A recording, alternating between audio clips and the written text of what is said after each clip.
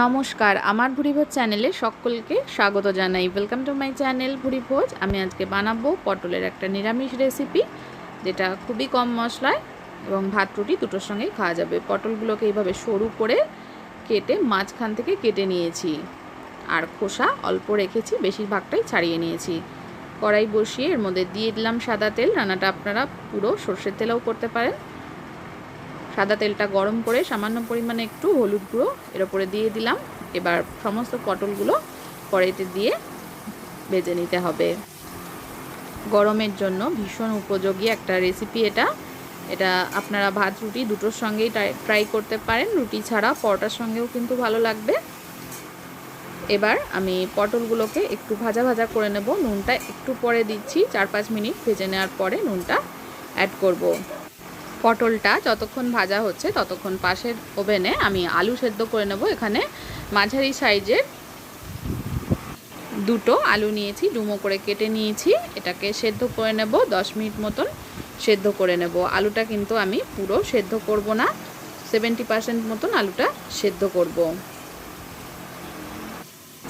সয়াবিনটা দেওয়ার পরে সয়াবিনটাকেও 5 মিনিট মতন এই আলুর সাথেই সেদ্ধ করে নেব।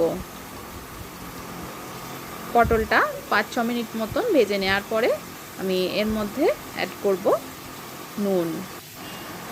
নুনটা দিয়ে দিলাম। নুন দিয়ে ভালো করে পটলের সঙ্গে মিশিয়ে পটলটাকে আরও কিছুক্ষণ ভাজা ভাজা করে নিতে হবে। পটলটাকে প্রায় 10-12 মিনিট মতন ভেজে নিয়েছি। এবার আমি হাফ সেদ্ধ করা আলুগুলো এর মধ্যে দিয়ে দেব। আলুগুলোকে এমনভাবে সেদ্ধ করতে হবে যাতে আলুটা গলে না যায়, আলুটাকে ভাজা যায়, এইভাবে সেদ্ধ করে নিতে হবে। পটলের সঙ্গে আলুগুলোকে 4-5 মিনিট মতন ভেজে নিতে হবে। আলুগুলো ভাজা হয়ে এসছে। এবার আমি এর মধ্যে দিয়ে দেব সেদ্ধ করে জল ঝরিয়ে রাখা সয়াবিন। সয়াবিন দিলে এই রান্নাটা কিন্তু স্বাদই আলাদা হয়, ভীষণই ভালো লাগে, আর খাবারটা হেলদিও হয়। যারা নিরামিষ ভোজী তাদের জন্য কিন্তু এটা একটা আদর্শ রেসিপি। এটা অবশ্যই আপনারা ভাত রুটি পরোটা ইত্যাদির সঙ্গে ট্রাই করতে পারেন। এই রান্নাটার জন্য জিরে গুঁড়ো, ধনে গুঁড়ো আর হলুদ গুঁড়ো লাগবে। পটল সয়াবিন আলু ভাজা ভাজা হয়ে গেলে আমি এর মধ্যে দিয়ে দেব আদা কাঁচা লঙ্কা বাটা।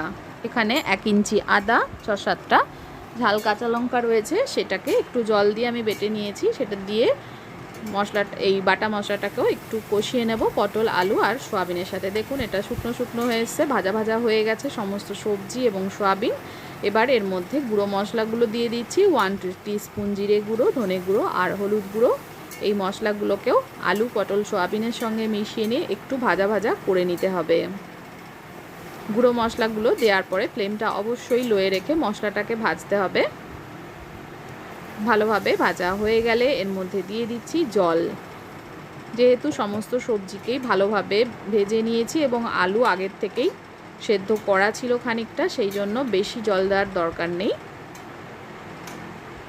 মোটামুটি একটু জল অ্যাড করে সমস্ত সবজি আলু এগুলোকে সেদ্ধ করে নেব। প্রায় 5-7 মিনিট মতন সেদ্ধ করে নিয়েছি। ঝোলটা অনেকটা ঘন হয়ে এসছে। এবার শেষে আমি এর মধ্যে একটু সামান্য পরিমাণে চিনি অ্যাড করে দিলাম। চিনিটা ভালোভাবে মিশিয়ে নেব। আলুগুলো সেদ্ধ হয়ে গেছে, সবজি সেদ্ধ হয়ে গেছে। আলুটা একটু কেটে দেখে নিতে হবে সেদ্ধ হয়েছে নাকি।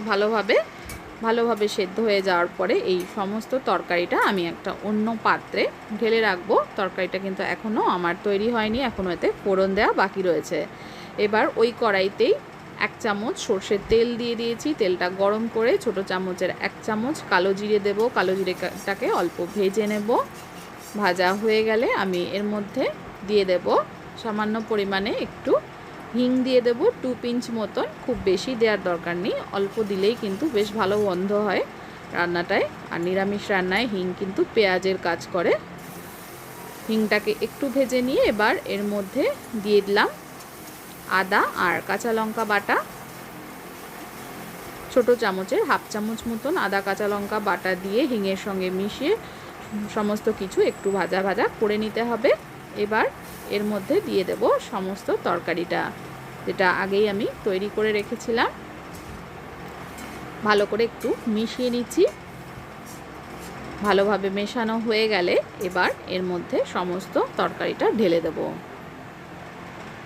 হিং দিলে কিন্তু ভীষণ সুন্দর একটা ফ্লেভার আসে নিরামিষ রান্নায়। তা অবশ্যই হিংটা স্কিপ করবেন না, ভীষণই ভালো লাগবে।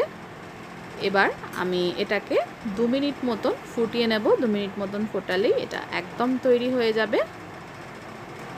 যদি বাড়িতে ধনেপাতা থাকে তাহলে শেষে ধনেপাতাও অ্যাড করে দিতে পারেন। এটা একদম তৈরি হয়ে গেছে। রেসিপিটা দেখার জন্য সকলকে ধন্যবাদ। সকলে ভালো থাকবেন, সুস্থ থাকবেন।